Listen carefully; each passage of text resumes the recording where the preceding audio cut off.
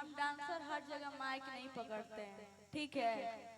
इसमें कुछ पढ़े लिखे एंकर है, कुछ पढ़े लिखे म्यूजिशियन है, कुछ पढ़े लिखे गायक हैं, और कुछ लोग हैं ना कि सिर्फ झगड़ा करके वायरल होना चाहते हैं। हम ही के ना है क्या?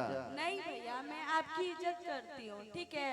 अगर आप डांसर का इज्जत नहीं करेंगे तो हम आपका क्यों इज्जत करेंगे? अच्छा, आज तक क्यों नहीं गोलू राजा को कोई कुछ बोल दिया?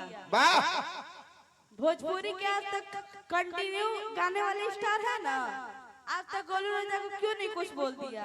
2 दिन से आए हुए सिंगर अपने आप को अब दुगोला वाला सिंगर बोल रहे हैं। हम हर सिंगर को नहीं बोल रहे, दुगोला में बहुत अच्छे सिंगर है। मैं उस दिन बोली ना क्योंकि वो लोग गंदा वर्ड के प्रयोग करते हैं। और कुछ लोग अपने घर क्यों बुलाते हैं? क्योंकि डांस देखने के लिए, गायकी सुनने के लिए। हम लोग भी किसी घर की बेटी हैं। पहले का था 2 मिनट पहले का था कि बाईजी घर की लड़कियां डांस करती थी। आजकल की लड़कियां हैं कि इंस्टा पे वायरल हो रही है, डांस करने लग रही है। तो हम लोग भी वैसे ही घर की लड़कियां हैं।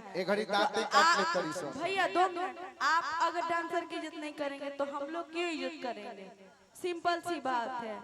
तब जे ना इज्जत करियो करे कहिया कि छन छने बदले तोहरो मिजाज रजऊ ओके बाज रजऊ उड़न बाज रजऊ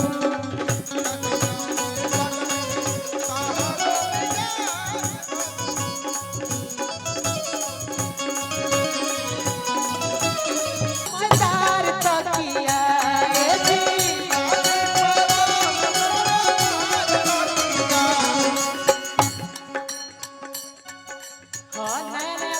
मिलेगा।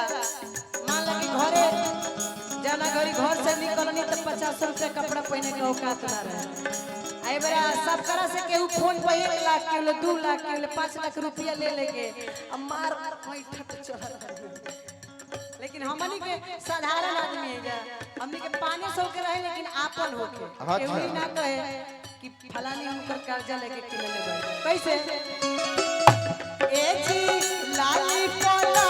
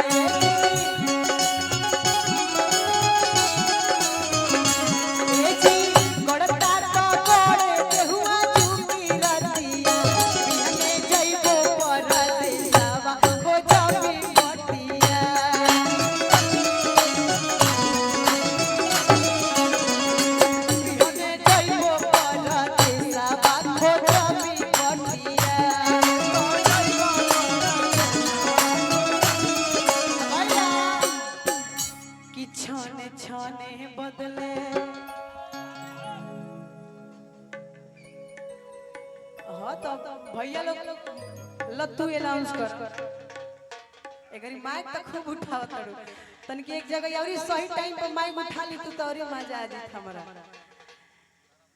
क्या माइक धरे की आदत हो गई बका हां हम चाह के तनी मनी आप लोग हेने आ ना जाइए चाची माई लोग जे भी बैठल बा तन की